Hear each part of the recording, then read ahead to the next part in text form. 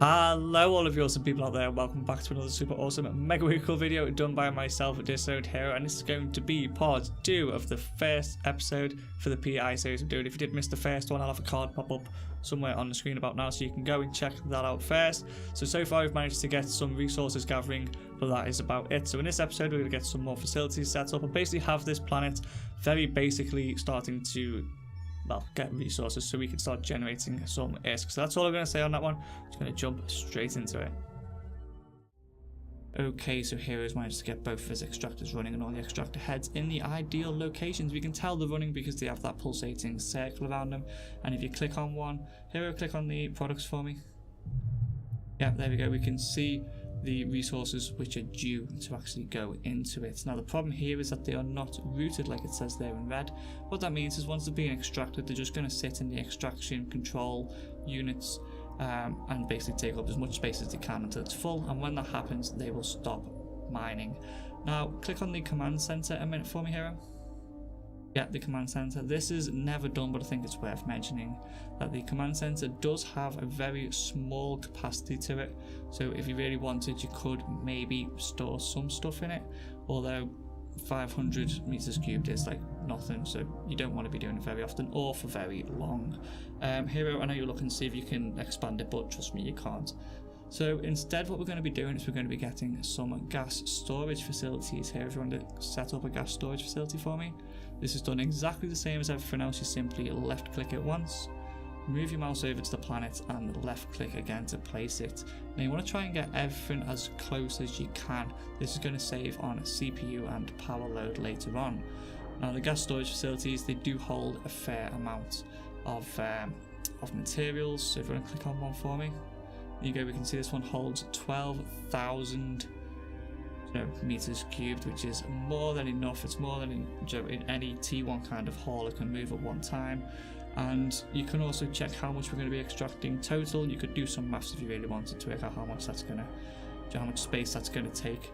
But since we are doing a very kind of small, minimal fit, and we kind of have not a lot really to build on this planet, we might as well get 2 just as like a safety kind of backup thing. What this means is that we don't have to come back here quite as much or quite as often to empty this planet out. So here, grab another one for me and put it next to the first one.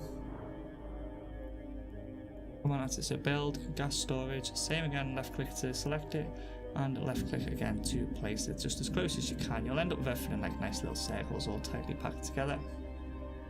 And here we go, we can see we do not actually have enough power grid, or yeah, basically enough power grid to place one of these. So this is an ideal scenario. We can actually show how you can change things around. Since we haven't hit submit, we haven't paid for anything to be placed down, so it will take absolutely no effort to redo it. Now we could hit cancel like here, it was just hovering over them, and that would basically take everything off the planet, which we haven't changed since we last hit submit.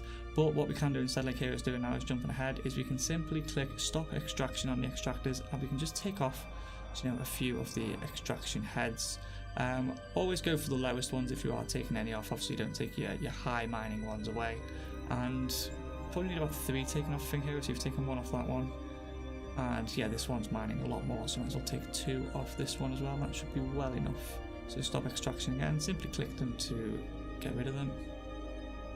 Yeah, and hit start. Yep, and there we go. So now we've just freed up some power load. It's not cost us anything, and we can just carry on as normal. So yeah, another storage facility down. Now to be honest, this is going to be massive overkill. You'll never need more than 1 unless you were literally planning on leaving this thing for months and months and months and just once a week click run again. So 1 would be more than enough. So now we actually have the storage facilities we need to actually get the materials into them. This is done through creating a link. So here if you click on it and then click the create links button in, which is 3rd on the right, 4th on the left. That's it, and then click create new. We can see we've got none present at the moment, so create new, and that's going to bring out like a little line.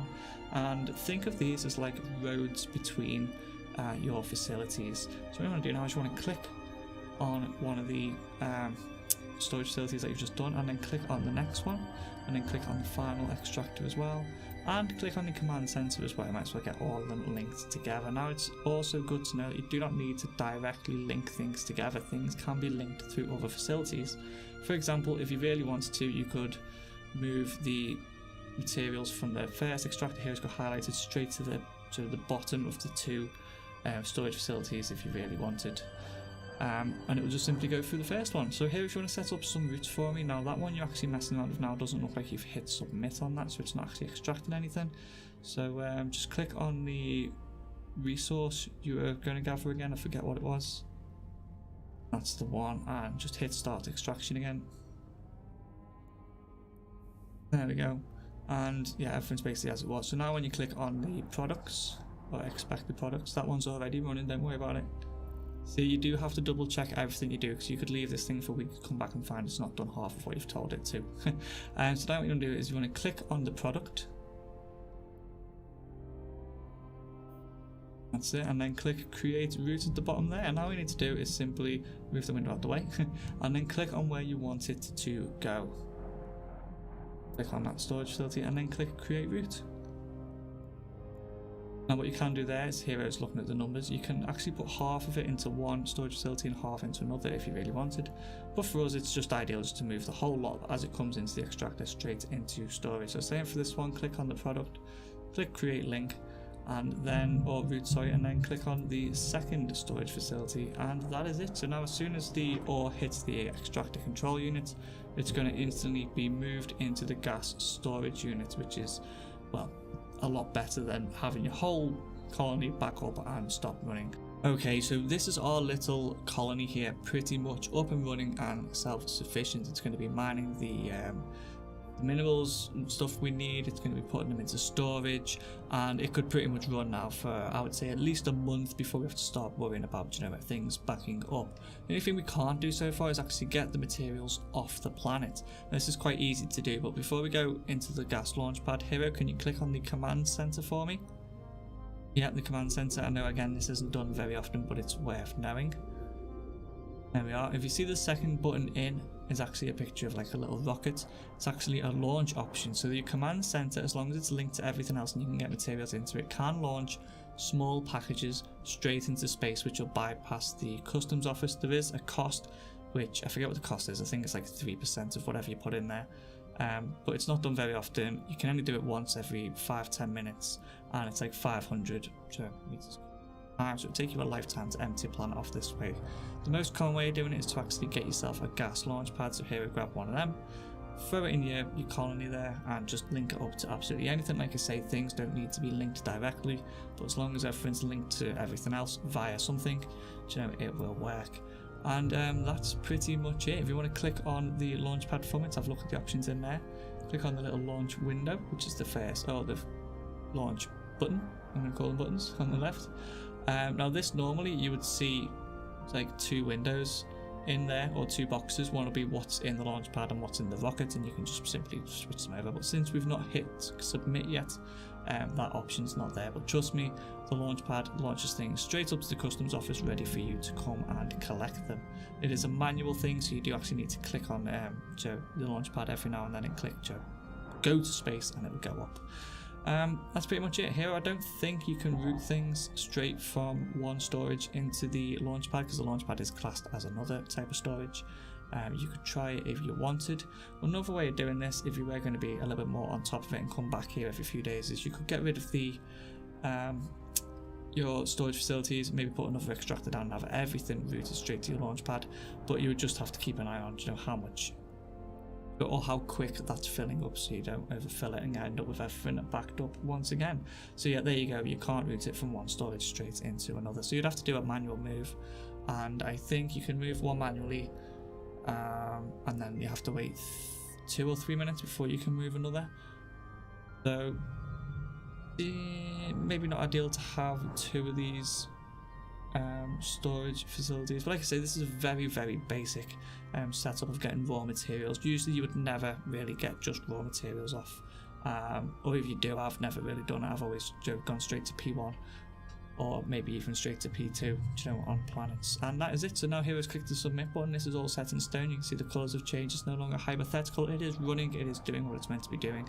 It will collect all the resources, put them into storage, and then we can come back here and launch them into space. That did cost us a little bit of money, but to be honest, in the grand scheme of things, it is nothing. You will never, providing you've set it up correctly the first time, you will never actually have to change any of this. It will never cost you anything. It's simply there in space, ready for you to do with as you wish. And that is it. That is the basics of PI. Hopefully you've learned something. In case it wasn't clear, do not copy that planet exactly. It's not ideal for anything. I would never actually colonize a planet in that way. It was just there so I can get the basic ideas and principles of how PI works out to you guys. So if you did like this video, then please hit the like button down below. I have done other how-to videos and little mini mining series and stuff like that, so if you would like to stay up to date with what I'm doing, then hit the subscribe button as well, because I'm also so close to 1,000 subscribers, and I'll be made up when I finally hit that target I've set myself. Other than that, stay awesome, and I'll see you right here very soon in another video. Bye. How much ISK can I make mining? Is mining in high sec even viable? And which